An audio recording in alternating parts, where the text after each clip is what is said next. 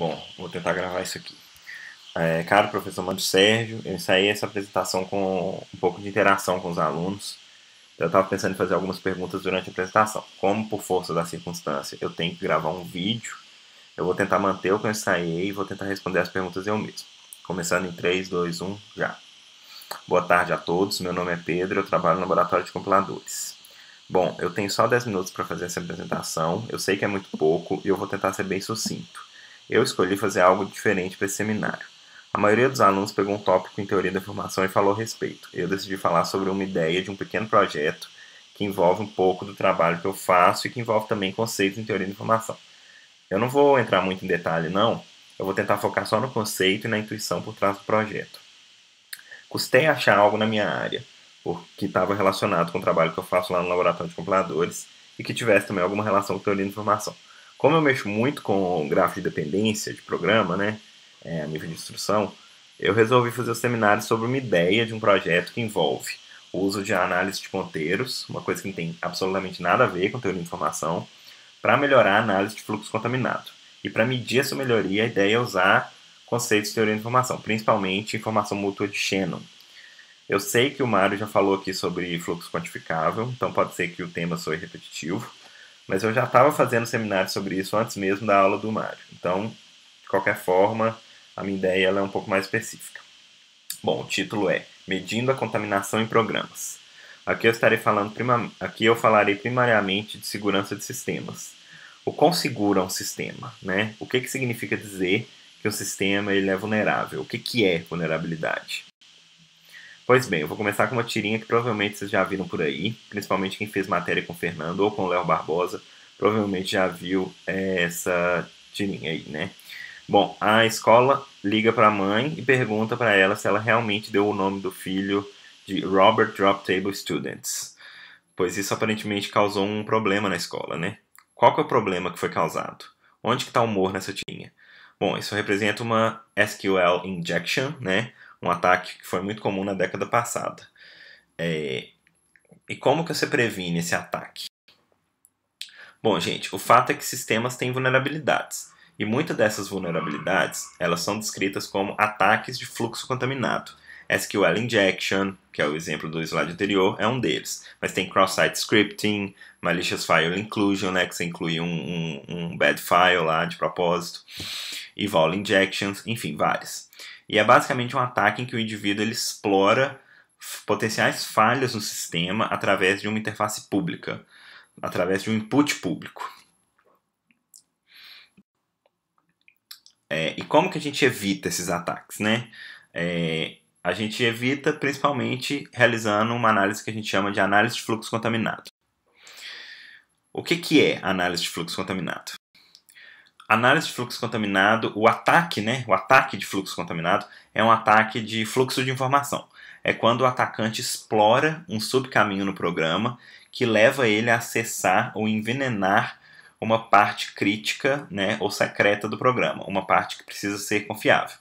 Pode ser visto como um canal, em que existe uma fonte T, que é o input, existe um sorvedouro S, que é o output, que executa operações sensíveis, né? Existem sanitizadores, que são funções clean, funções que limpam os dados, né? Se está vindo um dado do input contaminado, então o sanitizador vai lá e vai limpar esse dado antes de propagá-lo. Pode ser um if-else, né? Aí ele vai emitir um warning ou jogar uma exceção, enfim, pode ser qualquer coisa. Mas essa função sanitizadora, ela vai limpar o dado. E a vulnerabilidade ela é definida quando? Ela é definida quando existe o subcaminho no programa entre essa fonte T, né, que é um input público numa interface, por exemplo, no caso dos quadrinhos que a gente viu, era um campo para você escrever uma string, até um ponto S, que é uma operação crítica ou algo que escreve no output do programa. Algo que tem que ser protegido, no caso tem que ser trusted, né, confiável, e que não passa por nenhuma função sanitizadora. Se esse caminho existe, então existe uma vulnerabilidade no programa que é um fluxo contaminado. Um atacante pode abusar desse caminho, ele pode explorar esse caminho para executar um ataque, tipo buffer overflow, SQL injection, como a gente viu, e aqueles outros que a gente falou. Bom, para poder enxergar esses caminhos, a gente precisa construir o grafo de dependências do programa. Então aqui eu tenho dois pseudocódigos bem simples, dois programas. O programa 1 recebe um segredo de um input e performa uma operação crítica sobre esse segredo. O programa 2 recebe esse segredo, checa se o segredo é uma entrada válida. No caso do SQL Injection, ele ia checar basicamente se tinha algum comando SQL, e aí só então ele executa uma operação crítica. Ali eu escrevi segredo, mas não necessariamente precisa ser um segredo, pode ser uma entrada qualquer. Se a gente cria o grafo de dependência desses programas, a nível de instruções, né, cada instrução um nó, e definimos input como a fonte e o critical como sendo o sorvedouro, então você tem um caminho entre T e S. Né? Não, então, se você tiver um caminho entre T e S, né, entre a fonte e o sorvedouro, existe a vulnerabilidade. A gente vê ali no programa 1, esse caminho existe. Antes do retorno do programa, a informação que é tainted, né, que ela é envenenada, ela chega ao sorvedouro. Já no programa 2, a gente vê que não existe esse caminho, porque o check ela é uma função sanitizadora. Ela evita com que um fluxo contaminado, um fluxo envenenado, chegue ao sorvedouro. O programa 1 é vulnerável e o programa 2 não, em termos de fluxo contaminado. Isso que eu dei foi basicamente um exemplo muito simples, né? É um modelo. A gente sabe que na vida real é diferente. Na vida real, se a gente vai construir um grafo de dependências no nível de instruções, a gente vai ter problemas. Em linguagens como C, C++, que tem um modelo de memória estático, um dos problemas que nós vamos ter é definir quais ponteiros não se sobrepõem durante o programa. Em C e C++ é extremamente difícil você definir com certeza se 2 ou mais ponteiros nunca vão apontar para a mesma região de memória durante a execução do programa inteiro. Porque isso pode ser que aconteça, pode ser que não, né? Essa é uma linguagem estática. Não dá para ele saber o que vai acontecer durante a execução do programa.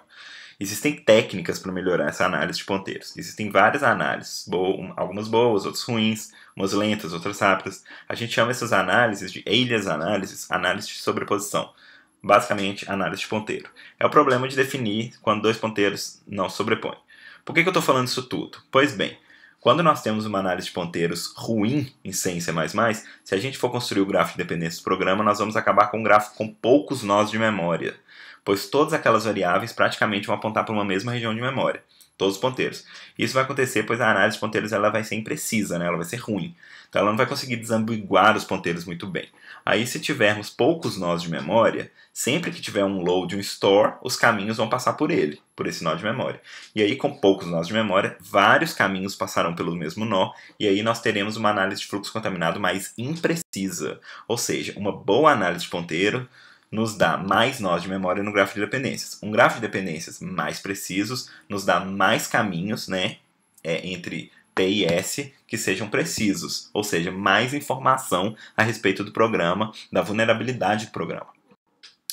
Só para dar um exemplo bem rápido, no grafo usando a análise 1, a gente tem uma análise de ponteiros que é ruim, ela só me deu um nó de memória, então tudo passa por ele. Ou seja, todos os caminhos que saem de todos os 4 inputs são contaminados, pois eles chegam no sorvedor ali.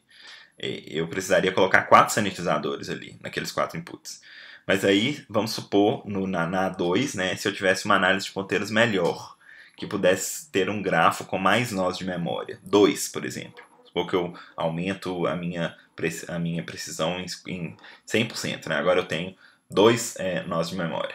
Beleza. Como no caso ali da direita. Aí eu vejo que, sei lá, vamos supor que aí com isso existam 2 caminhos que partem de inputs e chegam ao sorvedouro. Ou seja, só 2 caminhos contaminados. Eu só vou precisar de 2 sanitizadores ali para 2 inputs, um para cada um. Viram? Tipo assim, um grafo mais preciso, no caso do grafo da direita ele é mais preciso, a análise de ponteiros dele é melhor, então ela me dá uma análise de fluxo contaminado também mais precisa. Porque aí, olha só, qual dos 2 grafos me provê mais informação? O da direita, né? Que é o que eu utilizei uma análise de ponteiros melhor. Mas para isso eu preciso quantificar essa informação. Como eu disse, é aí que agora entra em teoria da informação. Então, finalmente, eu entro em teoria da informação. Eu sei que eu só tenho 2 minutos, mas eu vou correr. Bom, lá no nosso laboratório a gente desenvolveu uma análise de ponteiros nova. E uma ideia que eu tive é comparar essa análise de ponteiros com uma análise antiga do LLVM. Então, para isso, eu pensei em aplicar... eu pensei na seguinte aplicação: provar que a nossa análise ela é melhor para a aplicação de fluxo contaminado. Mas não basta eu usar a análise de fluxo contaminado e contar os caminhos, né? Eu preciso fazer algo quantitativo e não somente qualitativo, para poder entrar no escopo de teoria da informação. Bom, então aí eu tenho algumas perguntas, é bem redundante. Como que eu vou pular esse slide porque eu estou sem tempo. Bom, uma boa medida para a informação contida numa análise de fluxo contaminado é a contaminação, que foi proposta no paper de 2015 e que que eu pretendo usar para quantificar as análises de fluxo contaminado utilizando um ou outro análise de ponteiros, né, que eu vou comparar. Ô, gente, só um off. É aí que eu só relacionei teoria da informação com a minha pesquisa aqui, porque eu tinha que relacionar de alguma forma. Então eu procurei algo que relacionasse tudo. E o professor Mário Sérgio que me mandou um artigo que propõe uma métrica de quantificação de integridade de um programa. Essa métrica chama-se contaminação e eu vou falar dela agora. A contaminação ela tem uma definição, né? Contaminação é a quantidade de informação que um usuário aprende sobre inputs não confiáveis, observando inputs confiáveis, inputs e outputs confiáveis. O programa ele pode ser visto como um canal ruidoso de Shannon. Para definir quantitativamente contaminação, nós vamos definir alguns conceitos. Então, T-in, U-in e T-out, T-uzinho, né, os pequenos ali, são o input confiável, input não confiável e output confiável. E a letra maiúscula é para definir as respectivas distribuições de probabilidade deles. Então eu não vou provar, porque eu já estourei meu tempo, mas eles explicam no paper e eu expliquei com as minhas palavras no relatório, mas basicamente a contaminação de um programa ela é a informação mútua de Shannon do input não confiável e do output confiável, dado que o input é confiável. Eles dão um exemplo bem básico. Imagina que o output confiável receba um XOR, né, entre o input não confiável e o input confiável J, e supondo que ambos sejam variáveis de um bit só. Aí, se você aplicar as equações de Shannon, você percebe que a contaminação é de um bit. E faz sentido. Como é um ou exclusivo, ou um ou outro, nunca os dois, existe um caminho entre o input não confiável e o output confiável, e a quantidade de informação envenenada que pode passar ali é de um bit. Então, tem um bit de contaminação ali.